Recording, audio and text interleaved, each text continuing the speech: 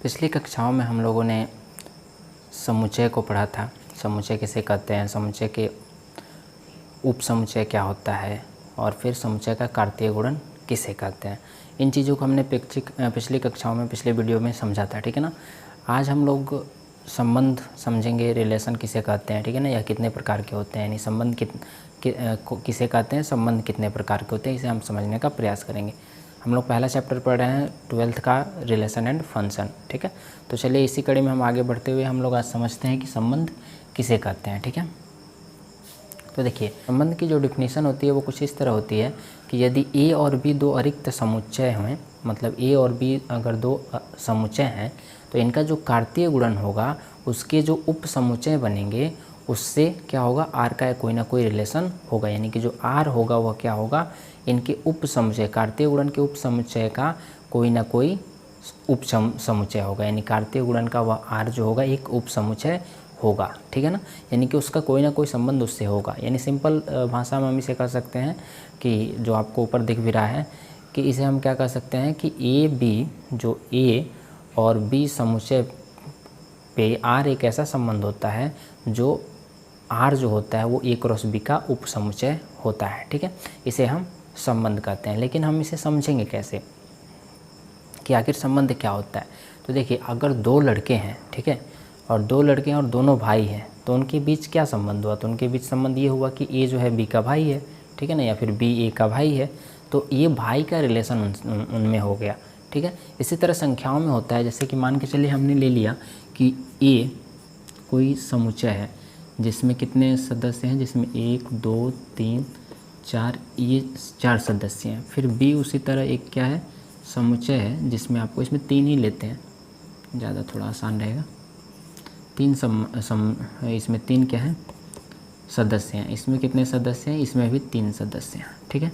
तो जो आर कोई संबंध होगा तो वह क्या होगा, आर जो होगा वह उप समुच्चय होगा किसका, या फिर बराबर होगा किसके, ए क्रॉस बी के, ठीक है। यह ए क्रॉस बी का ही कोई ना कोई उप समुच्चय होगा। जैसे कि अगर हम ए क्रॉस बी निकालें तो ए क्रॉस बी बराबर क्या हो जाएगा, हमने कार्तीय गुणन आपको बताया था। हम क्या करेंगे, इसको गुणा करेंगे, इससे इसमें गुणा करेंगे, इससे इसमें करेंगे, इससे इसमें, इसका रिलेशन बनाएंगे और लिखते चले जाएंगे। यानी कि ए क्रॉस बी क्या बनेगा, 1 4 1 4 1 5 1 6, ठीक है। उसी तरह फिर बनेगा आपका 2 4 2 6, फिर आपका 2 2 5 बनेगा यहाँ पे, फिर 2 6, ठीक। उसी तरह क्या बनेगा, 3 4 3 5 और फिर ये हो जाएगा 3 6। ये उसका हुआ ए का कार्तीय गुणन, ठीक है। तो जो आर संबंध होगा वह इसी में से कोई ना कोई होगा। जैसे कि हमें एक संबंध स्थापित करना है इन दोनों में। मान के चलिए कि एक आर कोई संबंध है जो कुछ इस तरह है कि ए बी ऐसा संबंध है कि ए एलिमेंट है किसका, ए का, बी एलिमेंट है समुच्चय बी का, और इन दोनों में क्या रिलेशन है, तो इन दोनों में रिलेशन ये है कि ए प्लस बी बराबर क्या है, तो ए प्लस बी, जो ए प्लस बी बराबर हम ऐसे ए प्लस बी बराबर कितना है, 8 है, ठीक है। ये हमको संबंध दिखाना है। तो ये संबंध मतलब कि ए प्लस ऐसा संबंध है कि ए जो अवयव है समुच्चय ए का, बी अवयव है समुच्चय बी का, और जब उन दोनों को जोड़ रहे हैं तो 8 प्राप्त हो रहा है। तो ऐसे कितने संबंध हमको दिख रहा है, ऐसे कितने उप समुच्चय बनेंगे, तो देखिए 1 और 4 को जोड़ेंगे तो क्या बनेगा, 5 बनेगा, नहीं होगा। 1 और 5 को जोड़ेंगे तो कितना बनेगा, तो ये आपका होगा 6, ये भी नहीं होगा। 1 और 6 जोड़ेंगे तो यह कितना बनेगा, 7 बनेगा, ये भी नहीं होगा। 2 4 जोड़ेंगे तो 6, ये भी नहीं होगा। 2 5 जोड़ेंगे 7, ये भी नहीं होगा। 2 6 जोड़ेंगे तो ये क्या होगा, 8 होगा। तो एक ये बन जा रहा है। उसी तरह यहाँ पे 3 4 जोड़ेंगे नहीं होगा, 7 होगा। 3 5 जोड़ेंगे तो एक 8, ये बनेगा, यानी ये बन जा रहा है और ये नहीं बन सकता है, ठीक है। यानी कि 2 इसमें आर जो संबंध बन रहा है उसमें कितने सदस्य आ रहे हैं, तो 2 सदस्य आ रहे हैं। एक 2 और 6 आ रहा है और दूसरा आ रहा है 3 और 5, ठीक है। तो ये हम क्या देख रहे हैं कि इसी का यह क्या है, उपसमुच्चय है। यानी कि आर हमारा संबंध डिफाइन हो गया, आर इस संबंध ये हमें मिल गया। हमें क्या निकालना था आर संबंध में, हमें ये निकालना था कि दोनों को जोड़े तो हमें क्या प्राप्त हो, 8 प्राप्त हो। तो उस तरह के यही 2 सदस्य हैं, ठीक है। तो ये हमारा एक तरह का संबंध हो गया, यानी उन दोनों अवयवों के बीच में क्या संबंध होना चाहिए, तो संबंध ये होना चाहिए था कि ए जो है समुच्चय ए का एलिमेंट हो, बी जो है समुच्चय बी का एलिमेंट हो, और साथ ही जब उन दोनों को जोड़ें तो हमें 8 प्राप्त हो। ऐसा संबंध हमको निकालना था, तो हमने ऐसा संबंध ऐसे बना दिया, रोस्टर विधि में हमने ऐसे लिख दिया।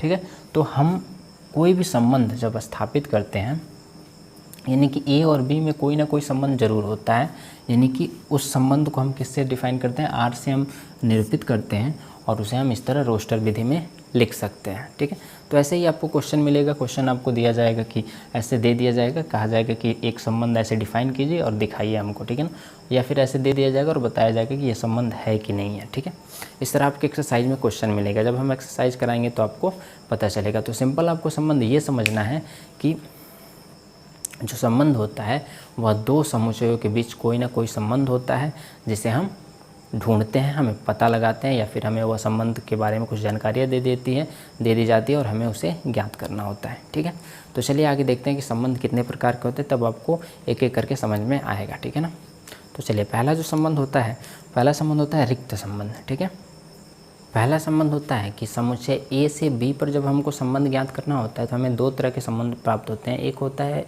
रिक्त संबंध। ठीक है ना, तो रिक्त संबंध किसे कहते हैं, तो रिक्त जो संबंध होता है वह क्या होता है,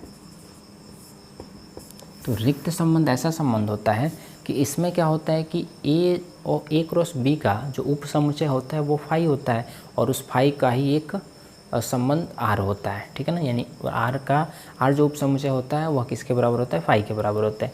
यानी कि समुच्चय ए और समुच्चय बी में कोई संबंध नहीं होता है, उसे हम क्या कहते हैं, रिक्त संबंध कहते हैं। यानी कि अगर ए और बी में कोई संबंध नहीं बन रहा है तो उसे हम रिक्त संबंध कहेंगे। इसे हम ऐसे डिफाइन कर सकते हैं कि ए क्रॉस बी का एक उप समुच्चय फाई ए से बी पर संबंध होगा, ए से बी पर क्या होगा, एक रिक्त संबंध होगा। ठीक है, तो इसे हम उदाहरण के तौर पर कैसे समझेंगे, तो मान के चलिए कि एक समुच्चय ए है जिसमें हम पिछले एग्जाम्पल में जैसे लिए थे वही लेते हैं।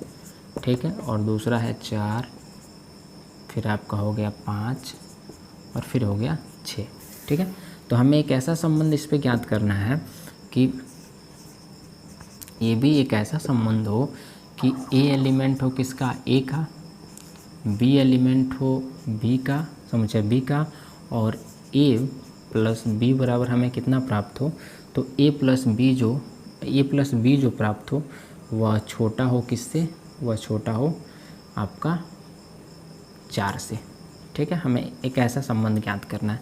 तो हम देखेंगे पहले तो ए क्रॉस बी निकाल लेंगे। ए क्रॉस बी जब हम निकालेंगे इसका, तो यहाँ पे निकाल के देखिए, यहीं पे निकालते हैं हम। तो ए क्रॉस बी निकालेंगे तो एक से इन तीनों में संबंध स्थापित करेंगे तो हो जाएगा 1 4, फिर होगा आपका 1 5, फिर होगा 1 6, उसी तरह यहाँ पर हो जाएगा 2 4 2 6, 2 से फिर तीनों में संबंध स्थापित हो रहा है 2 5, फिर हो जाएगा 2 6, फिर 3 से तीनों में संबंध स्थापित हो जाएगा तो कितना हो जाएगा 3 4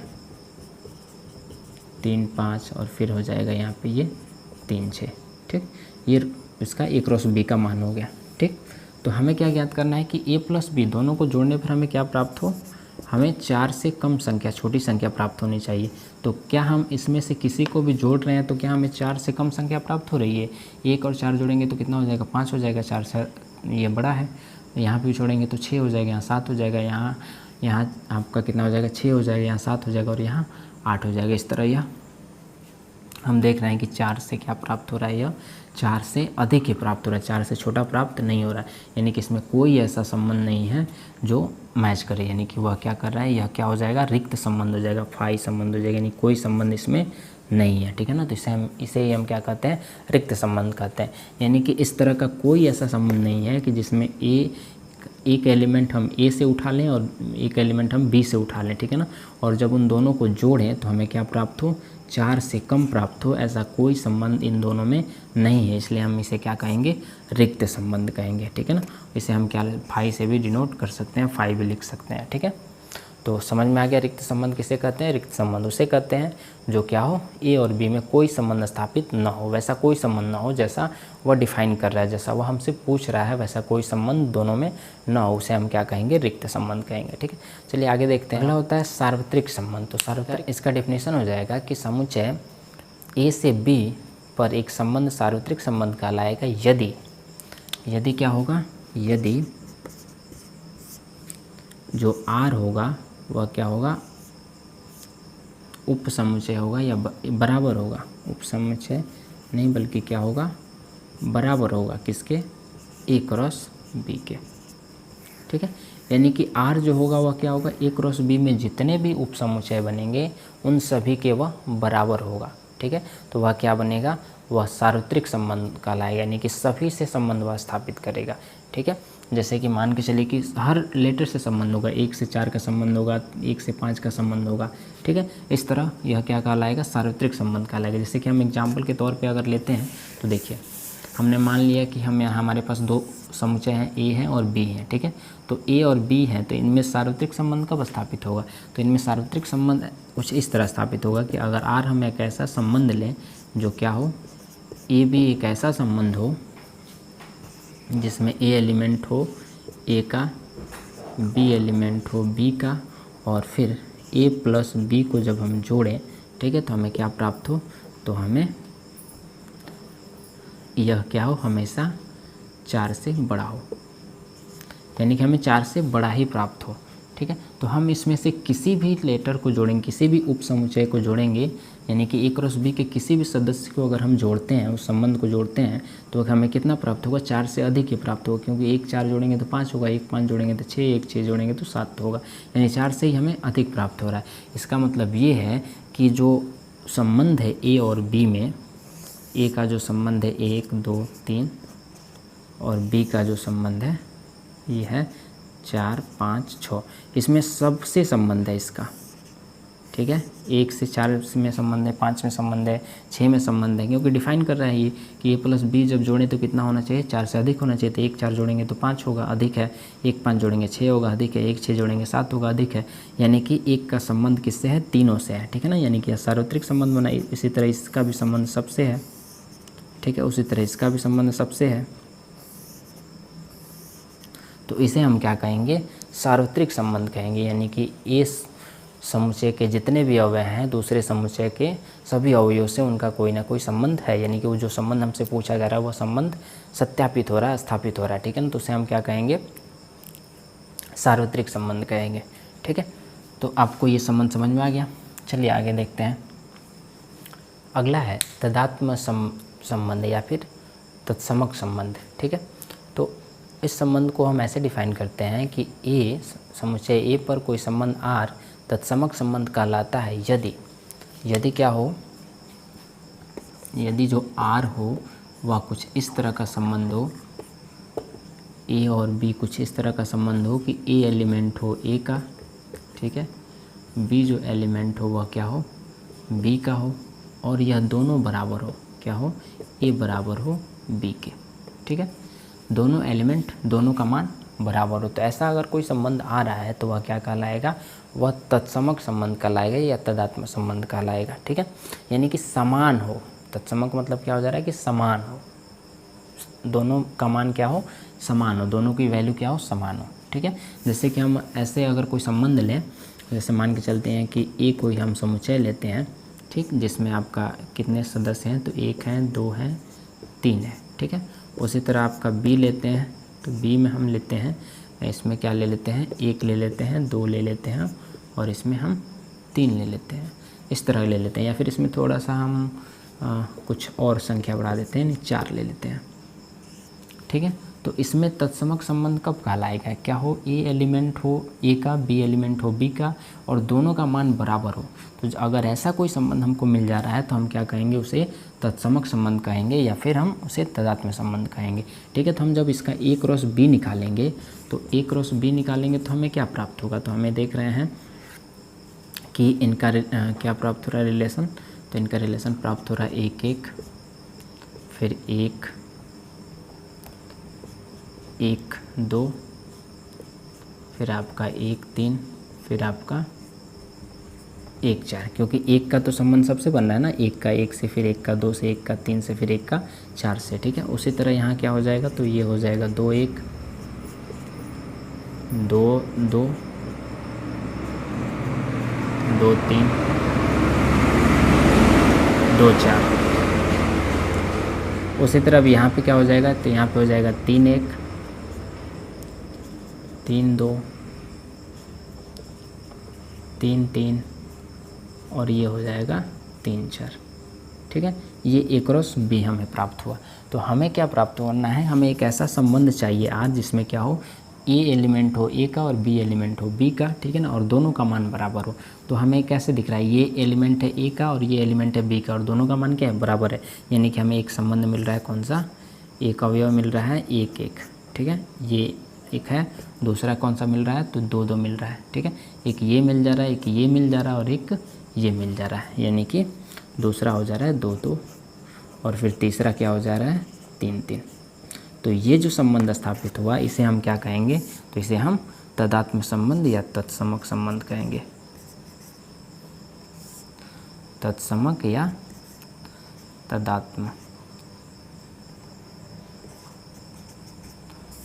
संबंध, ठीक है। यानी कि हमें क्या करना है, हमें इन सब संबंधों में, यानी ए क्रॉस बी जो निकल रहा है, यानी जो हर अवयव से संबंध बन रहा है, हमें उन संबंधों में वैसे संबंध को चुनना है जिसमें क्या हो, दोनों का मान बराबर हो। यानी कि ए जो बराबर, ए का मान क्या हो, बी के बराबर, यानी कि जितना ए हो उतना ही बी हो, ठीक है ना। तो यहाँ देख रहे हैं ए 1 के बराबर है, 2 2 के बराबर है, 3 3 के बराबर है। इसका मतलब ये जो संबंध हैं तीनों, इसे हम क्या कहेंगे, इसे तत्समक या तदात्म संबंध कहेंगे, ठीक है। यानी कि दोनों का मान बराबर होना चाहिए, ठीक। समझ में आ गया तदात्म संबंध। चलिए आगे देखते हैं अगला प्रकार क्या होता है। अगला संबंध होता है स्वतुल्य संबंध।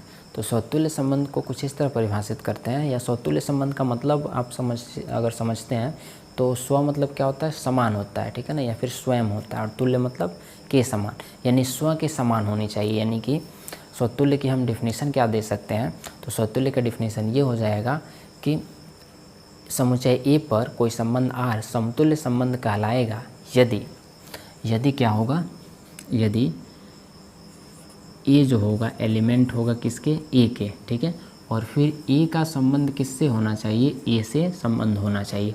यानी हम इसको ऐसे लिख सकते हैं कि ए और ए का ए से संबंध हो और यह क्या हो, एलिमेंट हो आर के। यानी कि उस संबंध में, उस रिलेशन में, ठीक है ना, प्रत्येक अवयव, ए का प्रत्येक अवयव क्या हो, स्व के सामान्य हो, यानी स्वयं से कोई ना कोई संबंध स्थापित करता हो। यानी कि अगर हम ऐसे कहें, कोई समुच्चय हम ले लें, ए कोई समुच्चय ले लेते हैं, ये 1 2 3, ठीक है।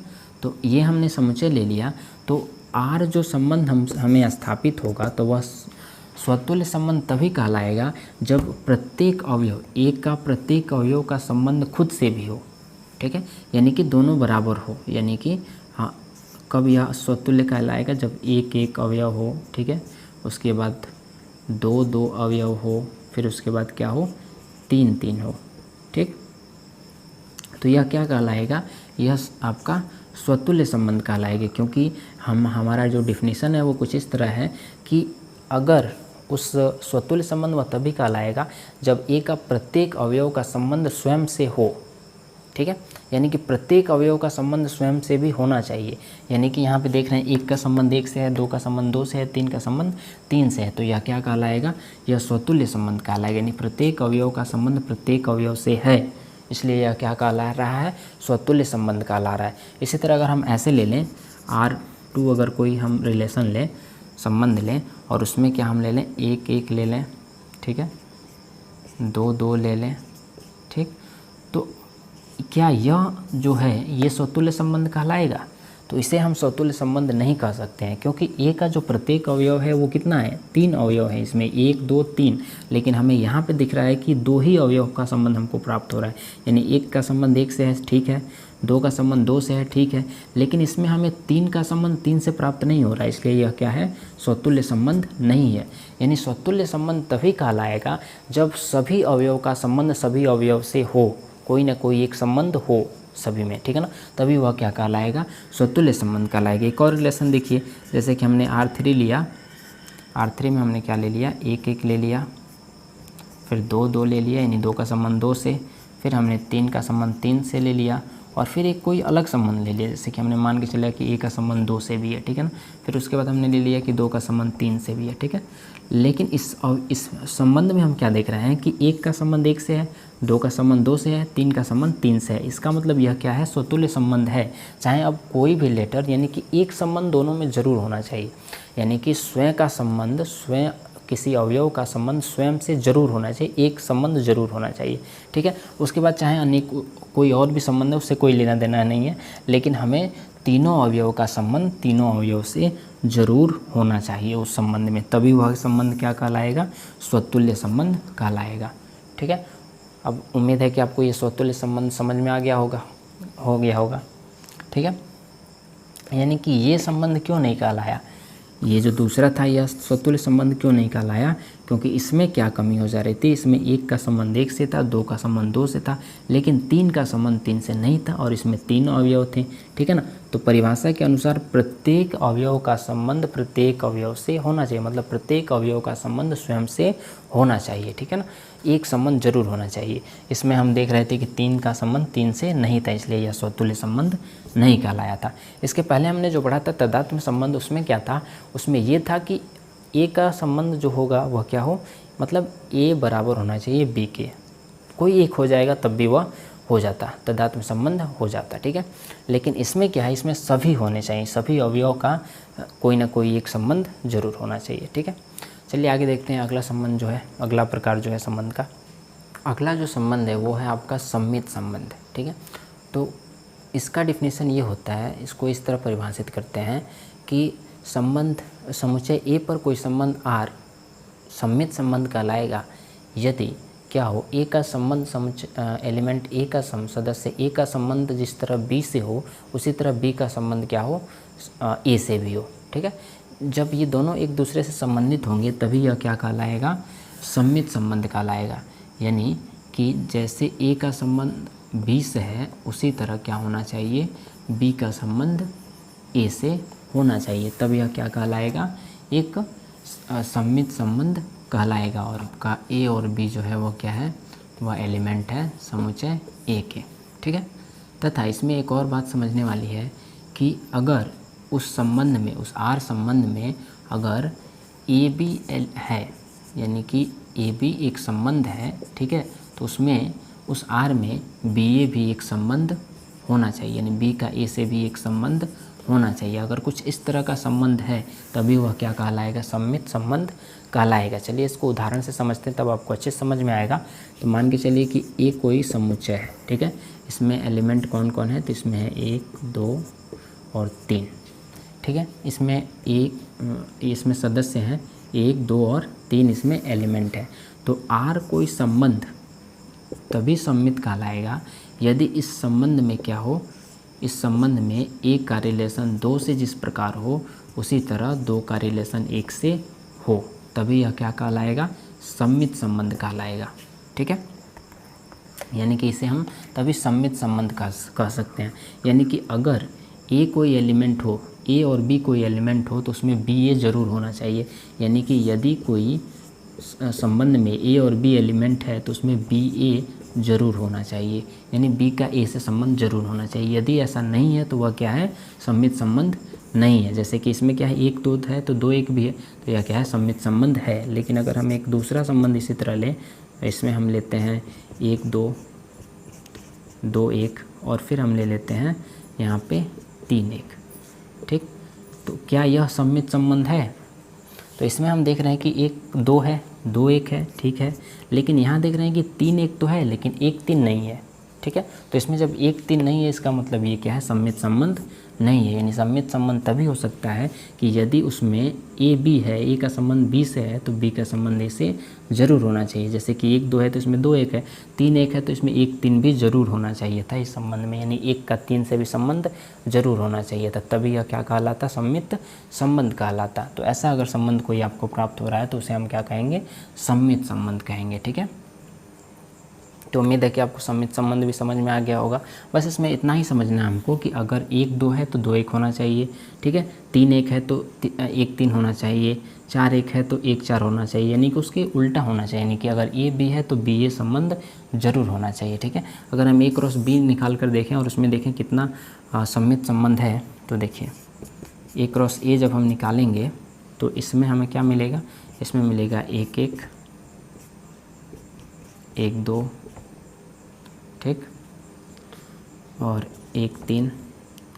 उसी तरह मिलेगा हमको 2 1 2 2 2 3 3 1 3 2 और ये हो गया 3 3, ठीक है। तो इसमें सममित संबंध कौन कौन है, तो हम सममित संबंध यहाँ पे देख रहे हैं कि एक ये सममित संबंध है, ठीक। उसके बाद हम ये देख रहे हैं कि यहाँ पे भी 3 है और यहाँ भी 3 है, ठीक है, यानी कि ये भी सममित संबंध है। उसी तरह यहाँ देख रहे हैं कि 2 3 है तो ये क्या है, 3 2 भी है, ठीक है। तो ये भी क्या है, सममित संबंध है। और ध्यान रखिएगा अगर यहाँ पे 1 1 है, ठीक है, तो इसका मतलब 1 1 है तो यह क्या है, फिर तो 1 1 लिख सकते हैं ना, यानी कि दोनों का मान बराबर है।